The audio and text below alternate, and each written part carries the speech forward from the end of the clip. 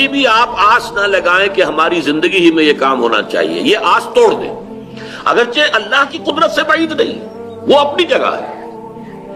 وہ جب چاہے زمین و آسمان کے تنابے ملا دے،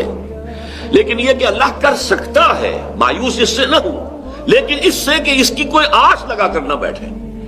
آپ کے کام کرنے میں کہیں اس آس کا حصہ شامل نہ ہو جائے۔ آس توڑ دیجئے، نہیں ہوگا کچھ نہیں ہوگا،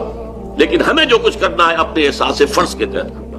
جب تک یہ شکل نہیں ہوگی، اگر آپ نے امیدوں کے چراغ روشن کیے رکھے تو پھر مایوسی آ سکتی ہے۔ اب میں اللہ کا شکر ادا کر رہا ہوں کہ کئی سال پہلے، 5-6 سال پہلے میں اس مضمون کو لکھ چکا ہوں۔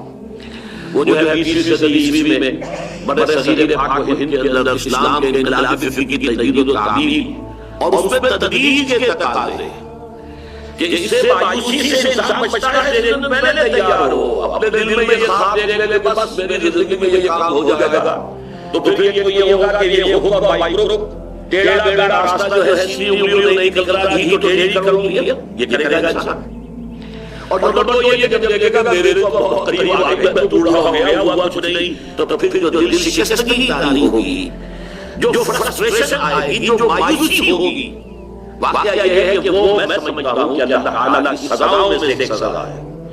جو کہ انسان کو اپنی زندگی بڑھاپے کے آخری دور میں آ کر یہ فرسٹریشن ہو کہ میں نے اپنی ساری زندگی جس کام میں لگا دی، اس کا کوئی ٹینجیبل، کوئی واضح، کوئی جو ہے ٹھوس نتیجہ میرے سامنے نہیں۔ لیکن اگر انسان پہلے سے تیار ہو، ذہن اس کے لیے تیار ہو، ایک قدم بھی آگے لے لے گا بہت بڑی کامیابی ہے۔ چلیے ایک قدم بھی آگے لے جا سکے، اگر آخری دم تک لگے رہے تو کامیابی۔